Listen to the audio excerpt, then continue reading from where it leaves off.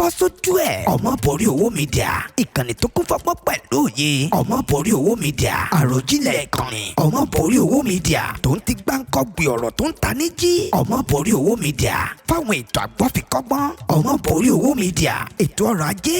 Omoboriowo Media, àṣà àti ìṣe Yorùbá pọ́nbélé. Omoboriowo Media, orin ilẹ̀ wa. Omoboriowo Media, eré ìgbàlódé. Omoboriowo Media, iṣẹ́ àgbẹ̀. Omoboriowo Media, ètò ọ̀gbìn. Omoboriowo Media, àti eré ayò. Omoboriowo Media, bó ṣe lálẹ́. Omoboriowo Media, bó jẹ́ lọ́sàn-án. Omoboriowo Media, ìyálẹ̀ta tàbí nídàjí. Omoboriowo Media, àti ọmọdé àti àgbà tó bá ti jòyè. gbogbo oníṣẹ́ ọwọ́ àti akọ̀wé, ọmọ ẹ̀kọ́ṣẹ́ àti ọmọ ilé-ìwé tó fẹ́ mọ tó ń ṣẹlẹ̀ káàkiri àgbáńlá ayé. ẹ máa wo Omoboriowo Media.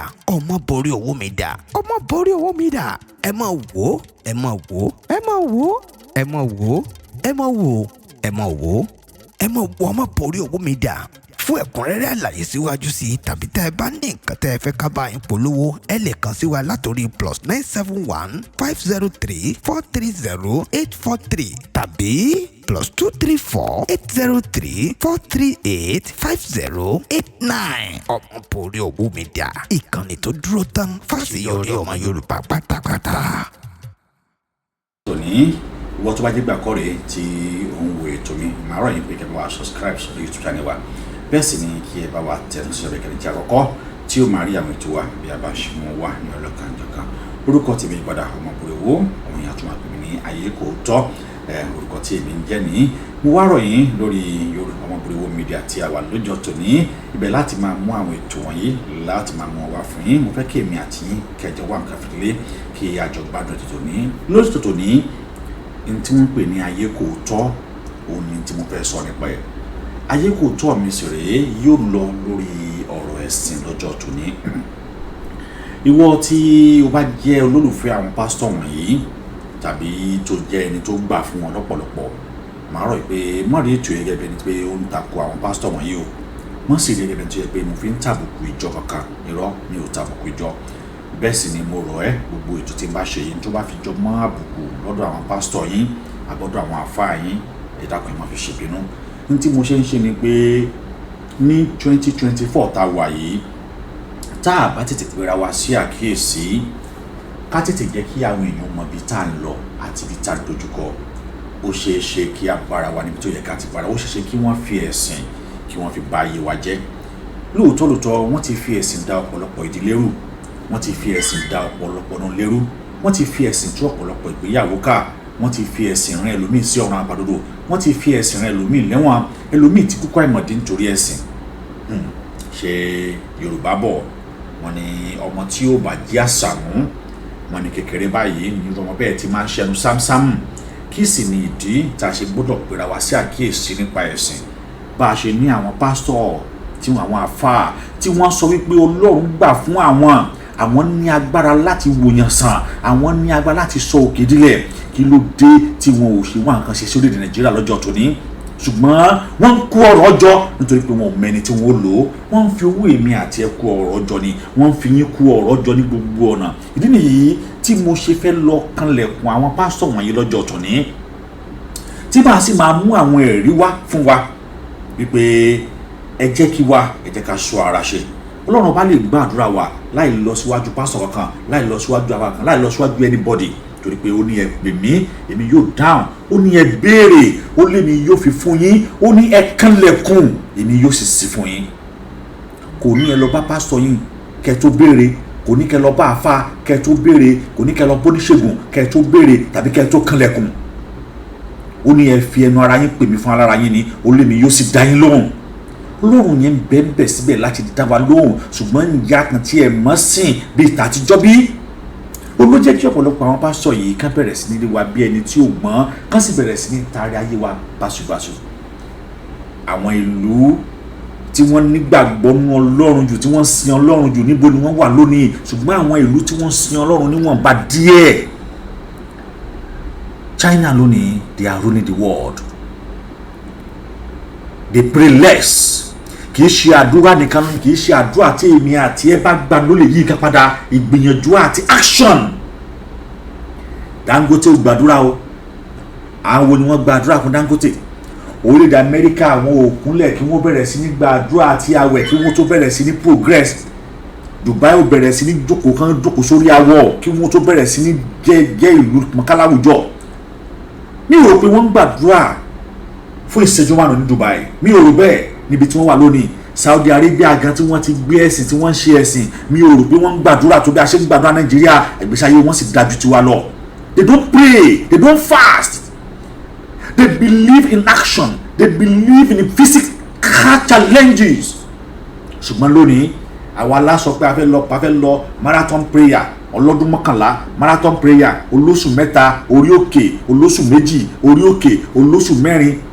Wọ́n sì ń pè wá lọ sí àwọn orí òkè yìí, a sì ń gba àdúrà náà. Kí ni kókó àdúrà ọ̀hún fún ilẹ̀ Nàìjíríà? Kí ni kókó àdúrà ọ̀hún fún ilẹ̀ Yorùbá? Ẹ jẹ́ abára wa sòtọ̀rọ̀. Mi ò sọ pé àdúrà ò kì í gbà o, mi ò dẹ̀ sọ pé Ọlọ́run ọba ò kì í gbọ́ àdúrà, ṣùgbọ́n ṣé bá a ṣe ń gbà á lélẹ́yìí àdúrà díẹ̀, ìgbìyànjú púpọ̀. Oluwa sọ mi, gbọ́ àdúrà mi, ràn ránàánú sí mi, ó ti tán. A sì move out to look for the solution of that our problem. Kì í ṣe prayer ni ó gbà wá o. Àwọn pásọ̀ yìí ti wá rí wa gẹ́gẹ́ bí aláìgbọ́n. Wọ́n rí wa bí ẹni tí ò ní ronú. Wọ́n rí wa bí ẹni tí wọ́n ti kó brain wa sínú ọpọlọ tán wá manipulate ẹ̀ bó ṣe wù wọ́n. Wọ́n wá ń pò wá rìbárìbò, wọ́n ń pò wá síbáṣìbò. Wọ́n jẹ́ kí ẹ̀sìn yìí tá jẹ́ kí wọ́n fi báyé wa jẹ́ tó bí yìí. Tí wọ́n sì fi ẹ̀sìn tí wọ́n sì fi manipulate brain wa débi pé ọ̀pọ̀lọpọ̀ ilé mi ló ti dàrú nítorí ẹ̀sìn lónìí. Ọ̀pọ̀lọpọ̀ ìdílé mi ni wọ́n ti sọ díẹ̀ dún arìnlẹ̀ nítorí ẹ̀sìn lónìí. Eléyìí sì wọ́pọ̀ láàrin àwọn kìrìsìtẹ́nì àti àwọn mùsùlùmí o. Mi ò tako ẹ̀sìn, bẹ́ẹ̀ ni mi ò sì bú ẹ̀sìn, ṣùgbọ́n reality, the truth must be told. Tá a bá kọ̀, tá a bára wa sọ̀rọ̀, tá a bá kọ̀, tá a pera wa sí àkíyèsí àwọn nǹkan wọ̀nyí, bẹ́ẹ̀ ni tá a ń tanra wa ni. Ọ̀pọ̀lọpọ̀ pásọ̀ ni wọ́n jáde ní kí Tinubu tó wọlé. Wọ́n ní Tinubu ò tiẹ̀ lè wọlé, wọ́n ní tọ́lọ́run sọ wọ́n ní pé Tinubu ò ní débẹ̀. Ǹjẹ́ Ọlọ́run yìí tó sọ̀rọ̀ fún yìí, ṣé Ọlọ́run yìí ò mọ tó ń sọ mọ́ ni? Ọba tí sọ̀rọ̀ tí ṣe bẹ́ẹ̀ lé lédùmarè, ó sọ gan, ó ní kékeré báyìí yóò ní lọ ná ọ̀rọ̀ mi láìṣẹ. Pásọ̀ kan tiẹ̀ jáde, ó ní tí Tinubu bá wọlé ó lóun yóò padà sí ìdí ìṣẹ̀ṣe. Ẹ bá mi pásítọ̀ ń léèrè, àti ìrè kó gbé ifá, àti ìrè kó gbé ọ̀pẹ láti gbà yìí. Bẹ́ẹ̀ irú pásítọ̀ bẹ́ẹ̀ ni ó tún máa sọ̀rọ̀ fún àwọn èèyàn tí wọ́n sì máa gbàgbọ́. Ìran èké tí gbogbo yín rí lọ, prọfẹ́sì òkè tí gbogbo yín sọ lọ. Lónìí a sọ àwọn pásítọ̀ kan, àwọn pásítọ̀ tí wọ́n ń lámìlaka láwùjọ, àwọn náà bá wọn rí rèké. Ǹjẹ́ ó ṣeéṣe kí odidi handkerchief kó jí òkú ọjọ́ 11? Ẹ̀yin èèyàn mi bí tó bá ṣe ṣe ẹ̀mú ẹ̀rí ẹ̀ wá. Ǹjẹ́ ó ṣeé ṣe kí handkerchief kan tí wọ́n sọ pé a pè ní anointing handkerchief kó sì jí òkú ọjọ́ 11 pásítọ̀? Lónìí mi ò ní mẹ́sùn dárúkọ pásítọ̀ o, ṣùgbọ́n fídíò tí máa fi hàn yín tí yóò mọ jẹ́ ẹ̀rí mọ jẹ́ nìṣó yóò jẹ́ kí ẹ máa mọ irú àwọn pásítọ̀ wọ̀nyí. Wọ́n lámìlaka láwùjọ, ìlú mọ̀ká ni wọ́n a máa dá sí ọ̀rọ̀ òṣèlú, wọ́n a máa dá sí ọ̀rọ̀ ọba nílẹ̀ Yorùbá. Bẹ́ẹ̀ àwọn ni wọ́n bà nǹkan jẹ́ débi tó dé dúró ní. Ọ̀pọ̀lọpọ̀ àwọn olóṣèlú lónìí àwọn ni wọ́n bà ayé wọn jẹ́. Wọ́n sì ń tàn wá. Ṣebí wọ́n ní tí wọ́n bá ń tàn ọ́ káwa gan mọ́ tanra wa ni.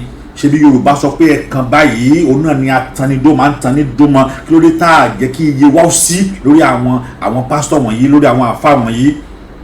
Màá mẹ́nu bà àwọn méjèèjì lónìí nítorí pé mùsùlùmí ni mí, kírísítẹ́nì ni mí. Ìdí tí màá ṣe mẹ́nu bà méjèèjì lónìí lédè yìí.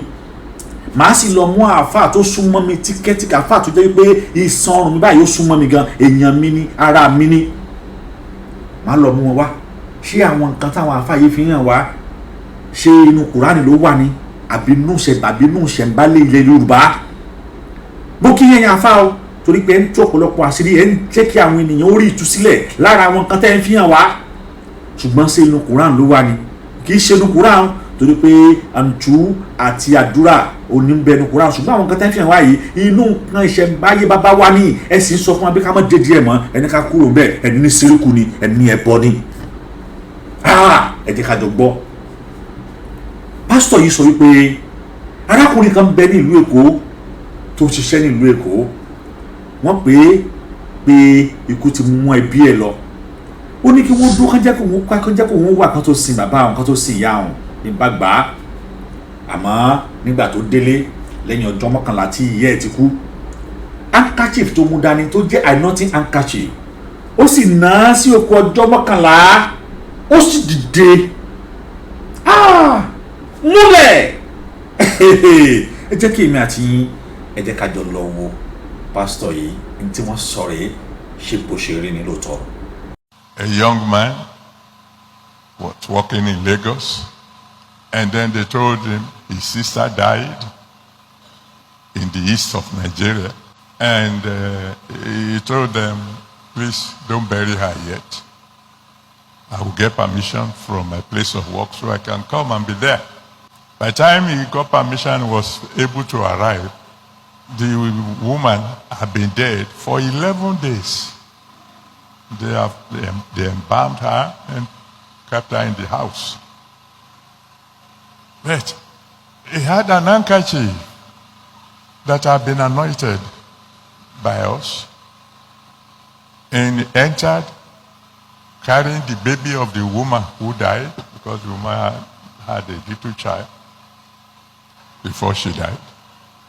Entered the room, laid the handkerchief on her, command you in the name of the God of Adeboye, arise, and began to go out of the room in sorrow.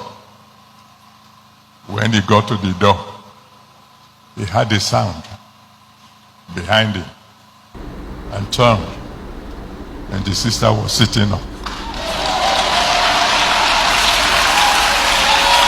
Ó ní tí wò yìí ẹ wá jẹ́ kí èmi àti yín jọ pera wa. Yorùbá ní ojúkòrò báyìí wọ́n ní kí pa ojúkòrò jẹ. Ṣé lóòótọ́ lódodo òun ni ti pásítọ̀ yìí sọ?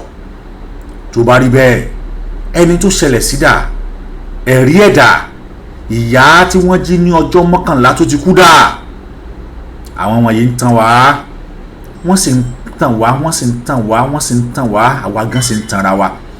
Wọ́n sì manipulate ọpọlọ wa, wọ́n jẹ́ ká mọ̀ wípé ẹ̀sìn nìkan ló lè ṣe é. Bẹ́ẹ̀ kọ́ òfútù fẹ́tẹ̀ irọ́ lásánlásán ní ẹ̀sìn, business strategy. Ìkan tó gbé tiẹ̀ jáde, Ọlọ́run yóò máa ta ọṣẹ miracle power, miracle soap, miracle anointing, ó sì ń jójú ẹlẹ́yà, àwọn ọmọ ìjọ náà sì ń jó pẹ̀lú ẹ̀. Ó ń jójú ẹlẹ́yà ni, nítorí pé tó bá jẹ́ pé lóòótọ́ ni miracle power bá wà ní àwọn wèrè, àwọn afọ́jú bẹ́ ń sábò, àwọn arọ́ bẹ́ ń sábò, òkú ń bẹ ní mọ́ṣúárì, kí ló dé tí pásítọ̀ yóò gbé miracle power, miracle soap ẹ lọ́bẹ̀. Àmọ́ ìjà ńlá ń bẹ láàrin wọn àti fire wọn àti very dark man, wọ́n jọ ń fà lọ́wọ́lọ́wọ́. Àmọ́ pásítọ̀ yóò dẹ̀yìn àkàkó sóbà, àkàkóbà wípé lóòótọ́ kiri lè kó ẹrẹ̀ báwọn níṣẹ́ ló tún jújú ẹlẹ́yà pé miracle power. Ẹ jẹ́ kí èmi àti yín ẹ jẹ́ ń gbé yín débẹ̀. Pásítọ̀ yìí rèé tó náà tún jújú miracle power, ẹ wo náà. Miracle soap, miracle soap, miracle water, anointing water, anointing water, anointing water, miracle soap, miracle soap, miracle soap, handkerchief, anointing handkerchief, anointing handkerchief. I say, your garment, your garment, present water, miracle water, anointing oil, perfume,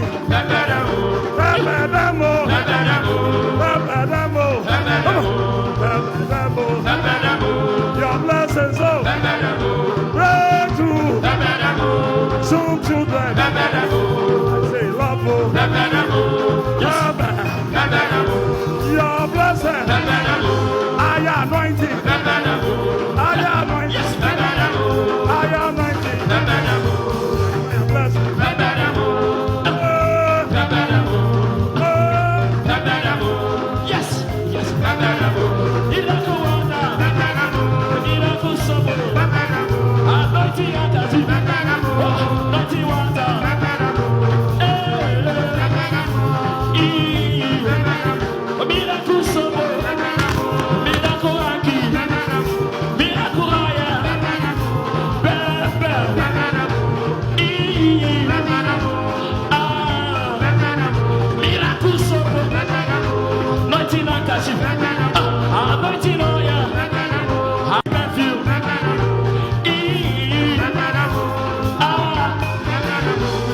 tàn wá àwọn pásítọ̀ wọ̀nyí mú wa lẹ́rù ni ṣé lóòótọ́ ni miracle soap wà ni is that miracle soap ṣé miracle anointing water wà ni ṣé miracle ẹ̀ wà gbogbo ẹ̀ miracle gbogbo náà là ń wá miracle níjọ́ wo gan la tó fẹ́ gbọ́n níjọ́ wo ni iye wa tó fẹ́ sí níjọ́ wo lọpọlọ wa tó fẹ́ là níjọ́ wo la tó fẹ́ mọ̀ wípé ẹ̀tàn lásán ni ẹ̀sìn jẹ́ fún ìran Yorùbá tàbí fún ẹnikẹ́ni ẹ̀tàn lásán láti tàn wá ǹjẹ́ níbi tá a ti gba ẹ̀sìn wá yìí ǹjẹ́ wọ́n ní mírèkù bí a gba ẹ̀sìn kìrìsìtẹ́nì wá láti ilẹ̀ Jerusalem ǹjẹ́ wọ́n ní mírèkù bí nígbà tí Jerusalem àti Palestine wọ̀ yájà kí ni wọ́n ṣe wọn ò kó Bible jáde wọn ò gbààwẹ̀ wọn ò lọ sí marathon prayer kí ni wọ́n ṣe they came out with sophisticated weapon to fight their enemies they came out with weapon a scientific weapon a technology weapon a modern weapon to fight not the Bible or the fasting not ẹbọ kò nú ẹ̀tàn lónìí lórúkọ Olódùmarè gbogbo ẹ̀yin tí wọ́n ń tàn kí ẹ̀yin kò sọ kọpọlọ yín kò jí Saudi Arabia ò dúró di Quran wọn ò dúró di Lailatul Qadri wọn ò dúró di ìṣòro bẹ́ẹ̀ wọn ò dúró tẹ́ ẹ bá kírun tán Saudi tẹ́ ẹ bá kírun tán ní Dubai tẹ́ ẹ bá lo ìṣẹ́jú márùn kẹ́ tó kúrò ní mosque wọ́n lé ń jáde yálà go and walk you have prayed then leave the rest to God but lónìí ibẹ̀ làwọn tí wọ́n pera wọn ní pásítọ̀ Nàìjíríà yìí ń sáwà ibẹ̀ làwọn tí wọ́n pera wọn láàfáà tí wọ́n ń gbọ́dúdé kí ló dé tí ẹ mọ̀ tí ẹ tí Ọlọ́run kẹ́yìn tí ẹ sọ pé ẹ gbà pé lóòótọ́ lọ́lọ́run wọn bá pè yín tẹ́ ẹ lè dúró sílùú yín káwọn èèyàn wá máa wá wò yín lù yín ẹ tún travel America wọn ò ṣe wá máa wá wò yín ká máa bọ yín ó lè jìbìtì ní gbogbo yín ọ̀pọ̀lọpọ̀ pásítọ̀ ni wọ́n ń bẹ lẹ́wọ̀n lónìí the Nigerian 20 pastors that have sentenced to life sentence ẹ wá wò wọ́n kí làwọn tí wọ́n ṣe ọ̀pọ̀lọpọ̀ ilé ìjọ mi ló mú ọmọ ló mú ẹbí ló mú ará àwọn ọ̀dọ́ àwọn ọmọ ọjọ́ ni wọ́n fi ṣògùn kíjọ wọn lè máa pọ̀ sí i àwòrò ni wọ́n ṣe síbẹ̀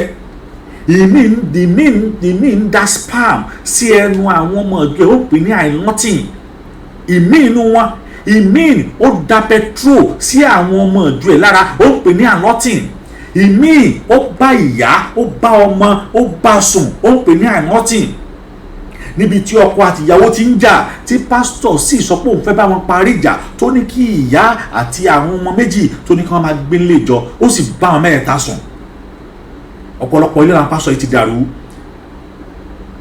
the Nigerian 20 pastors that have been sentenced to life imprisonment let's look at them ẹ wo àwọn pásítọ̀ wọ̀nyí tí ó jẹ́ pé ilé ẹjọ́ ti dá ẹ̀wọ̀n gbére tí wọ́n ti dá fún wọn àwọn náà ní. These are the top 20 Nigerian pastors who has been arrested and alleged to have committed series of heinous crimes. Some of them has been convicted and sentenced to prison while others has been released or still awaiting trial. At number 1, Bishop Feyi Daniels, the founder of the Iranse Christian Ministries, who was convicted and sentenced to life imprisonment for tricking his female church members to his home and forcefully giving them lashes of his manhood in order to satisfy himself. And upon his trial, he was finally sentenced to life imprisonment by the court. At number 2, Pastor Sunday Abiodun, a former Babalawo herbalist who became a pastor and started his own church. And when his ministry was going down, he was alleged to have used his pregnant wife for ritual. As accused, he physically suppressed his pregnant wife with his own hands until she passed out before he was finally caught and arrested. At number 3, Reverend Chukwuemeka Eziugo, also known as Reverend King, the General Overseer of the Christian Praying Assembly, who was alleged to have poured petrol fuel and set several members of his church on fire, all in the name of deliverance and prayer session. Some of his congregants lost their lives in the process, while others who survived this fire cleansing were left to suffer severe injuries. The Lagos State High Court sentenced him to be hanged, but Chukwuemeka Eziugo proceeded to the Supreme Court to challenge the judgment, and still the Supreme Court stamped the verdict of the Lagos High Court and also sentenced him that his life should be taken by hanging him. His disciples are still loyal, following and upholding his ministry, while Reverend King himself is still patiently awaiting his execution in prison. At number 4, Pastor Michael Olurombi, a 60-year-old prophet of God who established his church in the UK and was alleged to have had forceful affair with numerous female members of his church. It was also added that he left several of his victims pregnant after having a total of 88 rounds of affair with them. He was finally convicted and sentenced to 34 years in prison alongside his wife.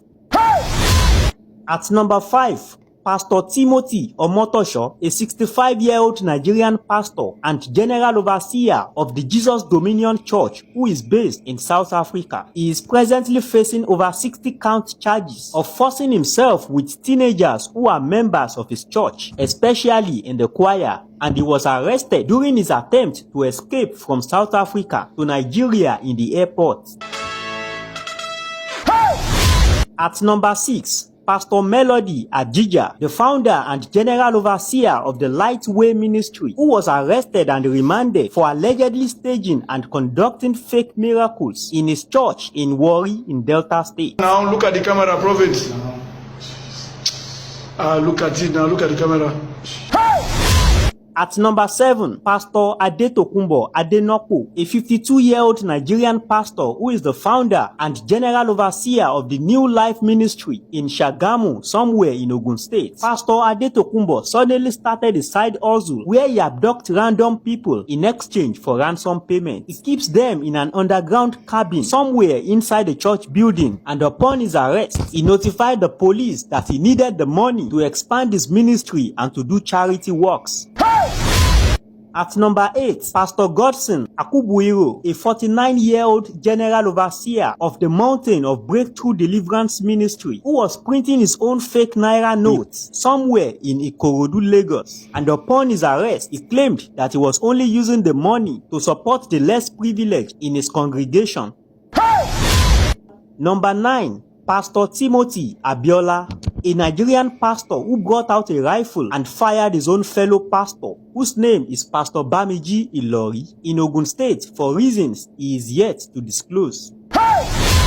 At number 10, Pastor Felix Okpara, a 39-year-old resident pastor of the Mercy House Church International, who was remanded in prison by a Port Harcourt magistrate court in Rivers State after he was alleged to have constantly used a 16-year-old girl from his church to satisfy his flesh. Felix did not stop at that. He further conditioned the 16-year-old girl to take an oath with him not to tell anyone about their secret affair, and that if she does, her life will be lost. At number 11, Pastor Ugochukwu Emmanuel, the general overseer of the Christ Living Hope Church, who was arrested with a total of 54 sticks of cannabis on his way to a crusade in Kenya.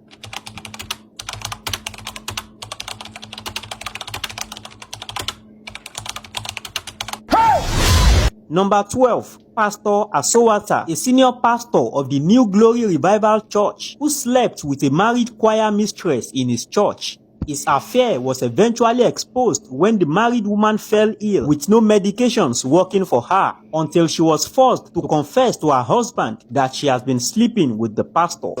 How many times you don't sleep with her? Face me, face the camera. No, I said that 2 times. 2 times. One I remember, now what I just remember. Remember. Which?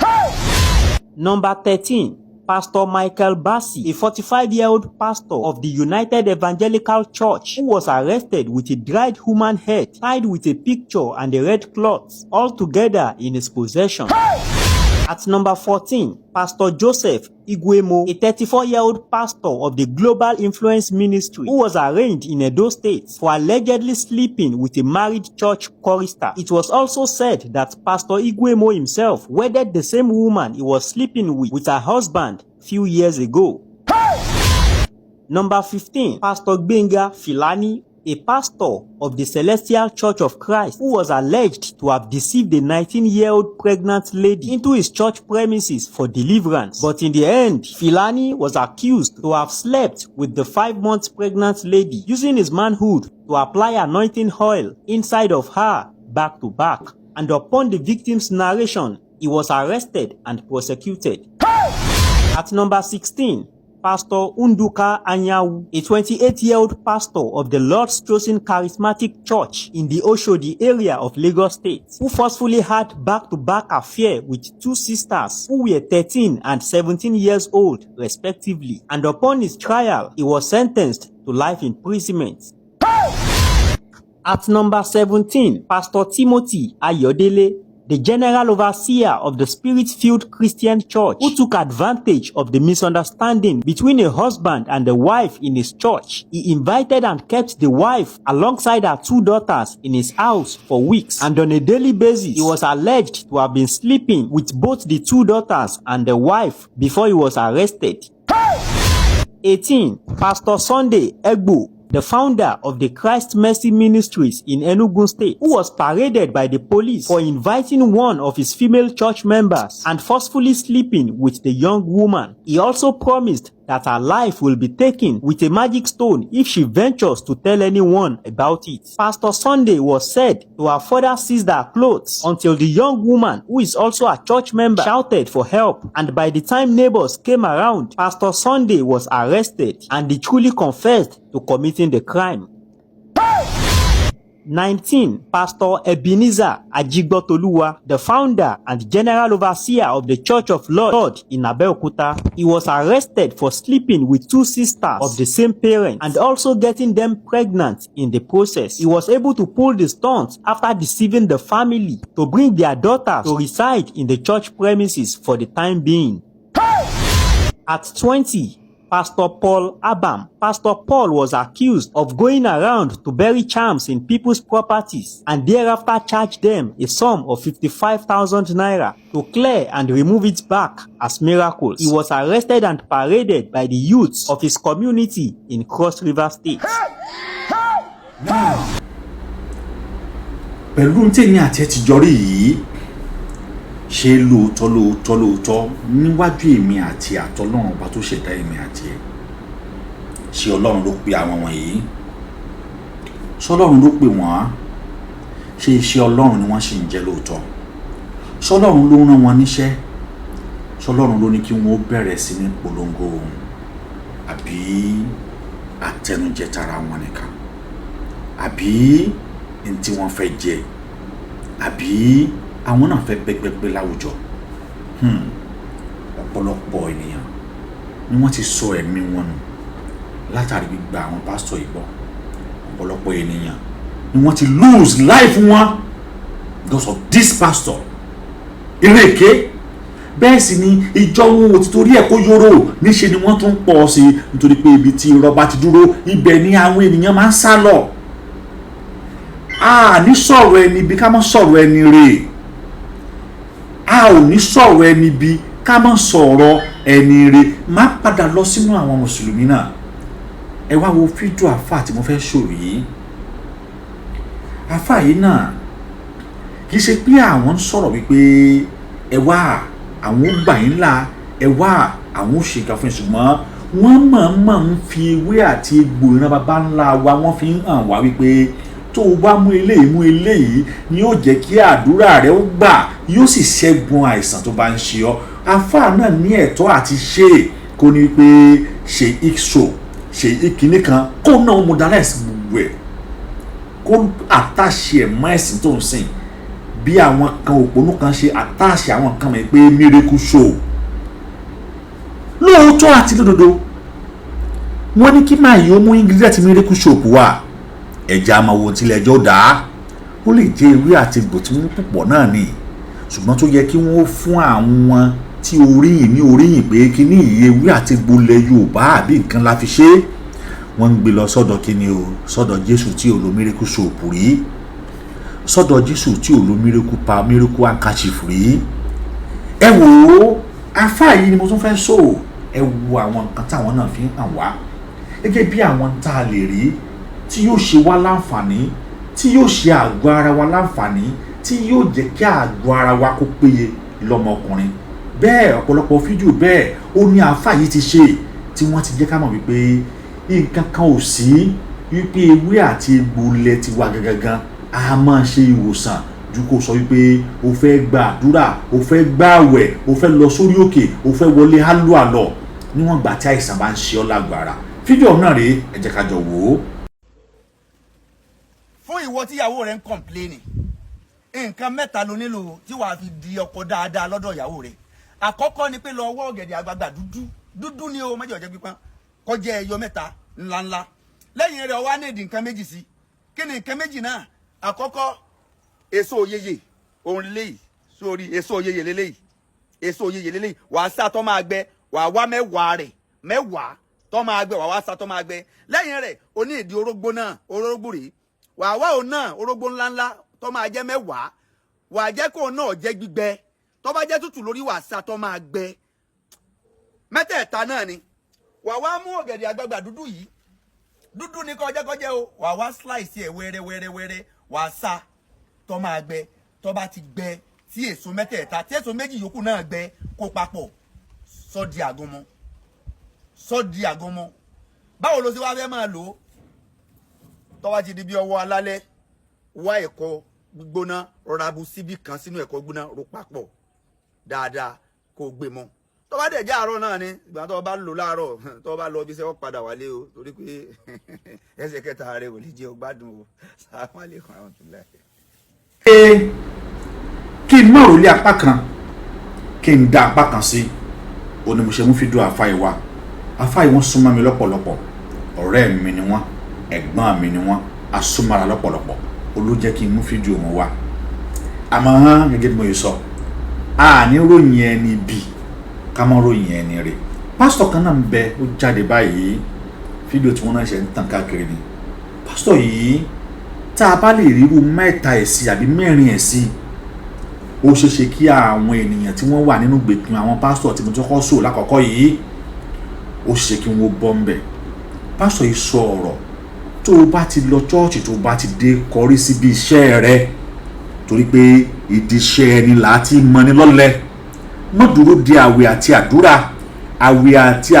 kọ́ ló ṣe ìlú Amẹ́ríkà àwẹ̀ àti àdúrà kọ́ ló gbé Dubai dúró àwẹ̀ àti àdúrà kọ́ ló gbé China dúró wọ́n jáde wọ́n tẹra mọ́ṣẹ́ wọ́n wá iṣẹ́ kúnṣẹ́ wọ́n ṣiṣẹ́ kúnṣẹ́ ni kì í ṣe àwẹ̀ àti àdúrà ló gbé wọn tí wọ́n dé dúró yìí tí àwẹ̀ àti àdúrà ò bá lè gbé àwọn orílẹ̀-èdè tí wọ́n ga lágbàáyé lónìí tí wọ́n lámìlaka lágbàáyé lónìí tí ìbá ti ṣe àwẹ̀ àti àdúrà òun ló jẹ́ kí wọ́n débi tí wọ́n dé lónìí dájúdájú àwẹ̀ àti àdúrà ò lè ṣe nǹkan kan lóde Nàìjíríà.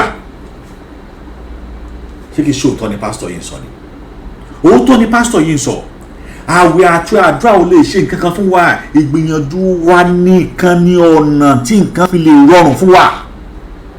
ẹ wo gẹ́gẹ́ bí wọ́n sọ pé àní ròyìn ẹni bíi ká máa ròyìn ẹni rẹ̀ ara àwọn ẹni rẹ̀ kan náà àwọn pásítọ̀ rẹ̀ èyí tó ń ṣiṣẹ́ Ọlọ́run láti ilẹ̀ èyí tó gbé iṣẹ́ Ọlọ́run dúró tó jẹ́ ká mọ̀ pé lóòótọ́ ohun tó ń ṣe yìí ohun tí Ọlọ́run gangan gbà pé kóun ó ṣe ni tó dẹ̀ ń ṣe tó jẹ́ kí àwọn ènìyàn rìnà wípé èmi ò wá tàn yín ṣùgbọ́n bí kì í ṣe bí tẹ́ ẹ bá ti kúrò ní ilé ìjọ mi ẹ gbá àti jẹ àti mú yín lọ èwo làwẹ̀ ojoojúmọ́ ẹlòmíì yóò lọ ní Monday Tuesday Wednesday Thursday Friday Saturday Sunday kò débi pé gan nínú ilé gan ó ti da ilé ẹ̀rú ó ti da ẹbí ẹ̀rú ó ti da ọ̀nà ẹ̀rú ìjọ tó yẹ kí àwọn kọ́sítọ́mù ẹ wá rajà lọ́wọ́ ẹ tó yẹ kó pa owó ó gbé ṣọ́ọ̀bù tì ó ní ó ń lọ sí church nígbà tó yẹ kó wà ní ọjà kí market ẹ kó máa ronú bí market strategy yẹn ṣe máa wáyé you went to church pé a ní prayer nírọ̀lẹ́ òní láago 4 do you ever think that pastor tó sọ fún ẹ pé kẹ wá láago 4 yẹn òun ṣe business yẹn ni pásítọ̀ tó ní kẹ́ máa bọ̀ ní church láago 2 ní ọjọ́ Tuesday ní ọjọ́ Wednesday òun ṣe business ẹ̀ ni because dájúdájú tó o bá lọ bẹ̀rẹ̀ dandan ni kò dáwọ́ rẹ̀ is marketing his own business ilé iṣẹ́ tiẹ̀ ló wà nìyẹn òun wà nílé iṣẹ́ tiẹ̀ níjọ́ Wednesday ẹ̀yin òpònú tó yẹ kẹ́yìn náà dó sí ilé iṣẹ́ tiyín níjọ́ Thursday kẹ́ máa tajà kẹ́ máa rajà ẹ̀yin bá nílé iṣẹ́ tiẹ̀ ìwọ̀nba díẹ̀ tẹ́ bá tún pa tó yẹ kẹ́ ẹ fi tọ́jú ẹbí tẹ́ fi tọ́jú ara ẹ̀ tún sọ pé ẹ̀ tún kó lọ church lọ dá church that pastor òun wà níbi iṣẹ́ tiẹ̀ nìyẹn because kò níṣẹ́ míì tó ń ṣe iṣẹ́ tiẹ̀ ló ń ṣe yẹn then our mandatory yìí pé at least we have 7 days in a week that 7 days ẹ gbọ́dọ̀ wà lẹ́ẹ̀mẹ́rin sí church mo rí ẹ̀ nígbà mo lọ Nàìjíríà mo rí àdídájú dáadáa church kan bẹ́lẹ́gbẹ̀lẹ́ ọ̀dọ̀ mi tí ò jìnnà sí rárá wọ́n á wá sí church láago 4 títí di aago 7 níjọ́ Monday tó bá dijọ́ Tuesday wọ́n á bẹ̀rẹ̀ ní aago 4 títí di aago 7 tó bá dijọ́ Wednesday the same aago 4 tó bá dijọ́ Friday wọn ò ní wá sí church tó bá dijọ́ Saturday wọ́n á tún wá jọ Sunday. I saw it by myself níjọ́ kó kámẹ́rà pé mo ní sáwọn yìí ṣé wọn ò níṣẹ́ ni ṣé ẹ̀ níṣẹ́ ni ṣé bẹ́ẹ̀ lọ́lọ́run rorò tó ní ẹ̀ níṣẹ́ wọ́n dẹ̀ pọ̀ wọ́n dẹ̀ ti ilé ìtajà wọn ní táìmù tí àwọn kọ́sọ́mà wọn fẹ́ bá wọn patronize ọjà wọn wọ́n dẹ̀ ti gbà ó mà ṣe o ní ròyìn ẹni bí ká máa ròyìn ẹni rẹ tí mo sọ ẹ jẹ́ kí èmi àti yín ó jọ lọ wo pásítọ̀ yìí ti ń sọ òótọ́ ọ̀rọ̀ bóyá èyí tí àwọn èèyàn ajẹ́là wípé ohun tí pásítọ̀ yìí ń sọ yìí òótọ́ ni ẹ wò ó pásítọ̀ ọ̀hún nìyí.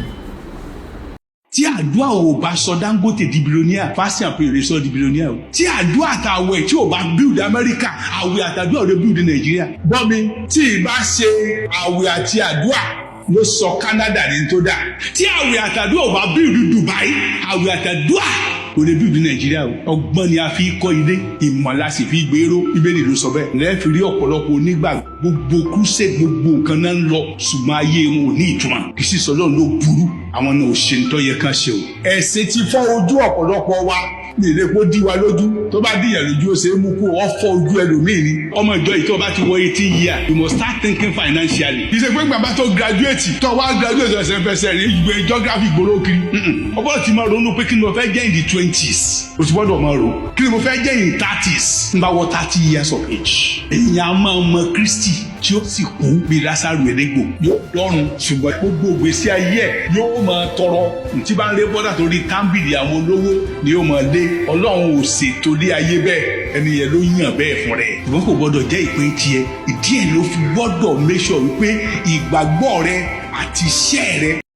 In conclusion, please, I want to beg you, in this church, like he said, engage in business. Stop wasting economic hours in church. You know what we call economic hour? Somebody going to mountain. This is June now. Some people, they enter into mountain on 31st of May. They come back 8th of June. Which God are you begging? Is it so wicked? If she has shop, she locked that shop for 8 days. And she's expecting transformation. And she considered that one faithfulness. Every member of this church, if you're a businessman, immediately after this service, go and open your shop. If you're in abroad, after the service, you go to your work and clock in. People work on Sunday. God never sent them to hell because of working on Sunday. What of doctors and nurses? Somebody now, he pray overnight. Then he get to a place of work, start dosing. You have a place of work. You now go Fiji. You are now dosing. They're supposed to sack you. You're not faithful. Why should you be dosing in an official hour? We used to be foolish in those days. Now say we are going for a whole week conference. We obtain leave or we obtain permission in the place of work. Go and do that one in USA. Before you come, they have replaced you. Stop using economic hours. God is not wicked. God is love. No, there are poverty in our land. But if you can still walk, you will eat. Somebody who's supposed to rest and the body recuperates in preparation for Monday walk will now be leaving Fiji by 3 a.m.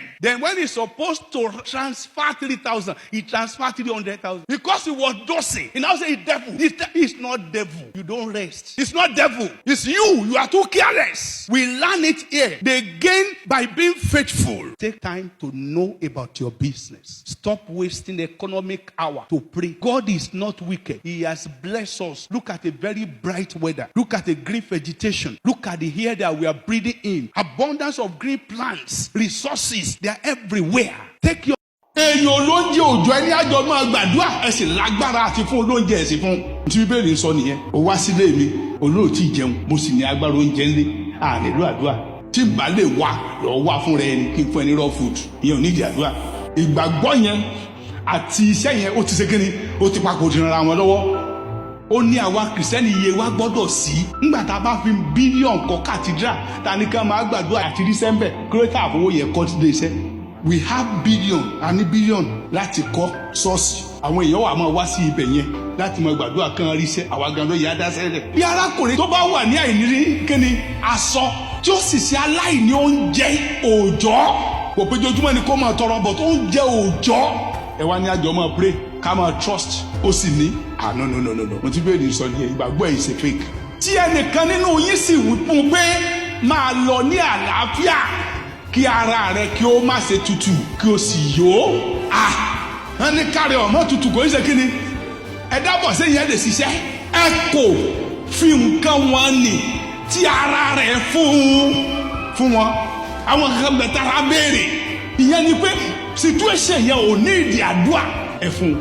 nínú mẹ́sẹ̀gì mo sọ pé ẹnìkan pè mí one time wípé ọmọ ó ní malaria ó dẹ̀ wà lẹ́kẹ̀ẹ́ ní ẹ̀fẹ̀ sí blood transfusion ó dẹ̀ ní sọ pé mo ò ní treat ẹ̀ ọlọ́run dẹ̀ bò mí láti owó tí mo lè san ni wọ́n á pe hospital yẹn pé ó yá ẹ fún un ní blood ẹ̀ máa ṣiṣẹ́ lọ ẹ send account number wọ́n dẹ̀ bẹ̀rẹ̀ sí ṣiṣẹ́. ìyẹn yá ju pé ká pé ẹ máa gbé bọ̀ ṣọ́ọ̀ṣì ká máa gbàdúrà kí ránṣẹ́ sí ọyẹ́ director of admin má jẹ́ sí ẹ máa bọ̀ ó ti ṣẹlẹ̀ o ìkan dẹrù. ìyẹn wá kò ní aṣọ kò dẹ̀ pé òun lè wọṣọ tẹ́ ẹ bá ní kò nílò àdúrà action you need. èèyàn dédé yóò lóun ti jẹun sùn ẹni let's be trusting God. ó dẹ̀ mọ̀ pé ló ń jẹ́ ndé tí bíbélì ń correct nìyẹn. ìgbàgbọ́ tí ò ní iṣẹ́ kí ló pé òkú a dead faith. mo bẹ̀yìn lórúkọ Jésù ẹ̀jẹ̀ á máa ṣe. ṣé pásítọ̀ yìí ó enlight àwọn èèyàn bí ibi pásítọ̀ kan rèé ta sọ̀rọ̀ wọn ní dáadáa yìí ẹ wo bí àwọn ṣe ń gbé ètò báìbù tiwọn sílẹ̀ ẹ wo ọ̀nà tí wọ́n ń gbà explain ọ̀rọ̀ Ọlọ́run fún àwọn ènìyàn ẹ wo bí tí wọ́n ń gbé ọ̀rọ̀ Ọlọ́run gbà fún àwọn ènìyàn ohun tó ṣe pàtàkì jù ni pé free yourself sórí freedom it is free freedom free yourself from the bondage free yourself from the manipulation of these people ẹ gba ìdáǹdè ẹ gba òmìnira kúrò lọ́wọ́ àwọn pásítọ̀ wọ̀nyí èmi àti ẹ lè gba òmìnira kúrò lọ́wọ́ wọn a lè ronú Ọlọ́run bá sọ wọ́n ní ẹ pè mí èmi yóò dáhùn ẹ béèrè èmi yóò kò ní kẹ́ ẹ lọ bá pásítọ̀ yín kò ní kẹ́ ẹ lọ bá àáfàá yín kí ẹ tó lè pe òun kẹ́ àdúrà yín ó tó lè gbà.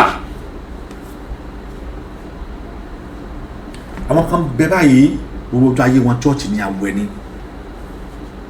awẹ́ni wọ́n lè gba 14 days tàbá ti ń gbà yẹn tán wọ́n bọ́ sí 20 days tán bá ti ń gbà wọ́n bọ́ sí 21 days wọ́n náà wọ́n kan gorí òkè come on Ọlọ́run ọba yìí òróró ọba tí gbọ́ àdúrà ni ọba tí gbọ́ àdúrà ẹ̀dá tẹ̀dá gan mọ̀ bí àdúrà àwọn gan máa gbà Dangote ò sí ṣé àwọn pásítọ̀ ni wọ́n gbàdúrà fún Dangote ni Ọ̀tẹ́dọ́lá ṣé pásítọ̀ ló gbàdúrà fún ni bàbá Davido àwọn Adeleke ṣé pásítọ̀ àbáàfà ló gbàdúrà fún wọn ní ṣé àwẹ̀ àti àdúrà ni wọ́n gbà ní àbí wọ́n wo ọ̀nà tí wọ́n lè gbà ṣiṣẹ́ they based on the strategy and they make sure their work is work eléyìí gan ni wọ́n ń pè ní iṣẹ́ kì í ṣe àwọn wọ́n ṣiṣẹ́ ni wọ́n ṣe iṣẹ́ ni kúrò tí èmi àti ẹ náà tá a lè gbàdúrà díẹ̀ ká lè gbogbo ìgbà ṣiṣẹ́ kí iṣẹ́ wa ó lè jọ kádúrà wa ó lè gbà ẹ stop ṣe bẹ́ẹ̀ ẹ má jẹ́ kí wọ́n bẹ̀rẹ̀ sí ní manipulate brain yín mọ́ gbogbo eléyìí mo dúró ná àmọ́ kí n tó wá máa lọ ìwọ tí n bá sọ yìí tó bá bí ọ́nú dákun má fi ṣèbínú mò ń pè ọ́ sí àkíyèsí ni mo fẹ́ kí ọpọlọ rẹ kí iyè rẹ ó jí ni mi ò takò ọ́ mo fẹ́ kí iyè rẹ ó sọ ni wípé àwọn wọ̀nyí ní 24th century tá wà yìí ó yẹ kí iye wa ó sọ ní 24th century tá wà yìí ó yẹ kí iye wa ó jí ní 24th century tá wà yìí ó yẹ kí ọpọlọ èmi àti ẹ ó yẹ kó sí sílẹ̀ wípé kò sí ọ̀nà míì ju wípé ká gbà wípé wọn ò gbọ́dọ̀ tàn èmi àti ẹ mọ́ níṣẹ́ ni wọ́n ń tàn wá ẹ̀tàn ni wò ó ibí yìí ọ̀nà lèmi yóò ti ní dúró lónìí tí n bá ti ní tí mo fi ṣì ọ́ dákun má bínú o torí wípé àbọ̀rọ̀ lásán fọmọlúwàbí tó bá dénú ẹ̀ yóò di odidi ilé tí mo wí lónìí tó bá dénú tiẹ̀ náà ó yẹ kó didi jókòó kó o rò ó pé ṣé ohun tí mo ń bi ọ́ léèrè yìí ohun tí mo mú wá yìí ṣe bó ṣe rí ni ṣé Ọlọ́run ẹ̀tàn ni Ọlọ́run ọba ò kì í ṣe Ọlọ́run ẹ̀tàn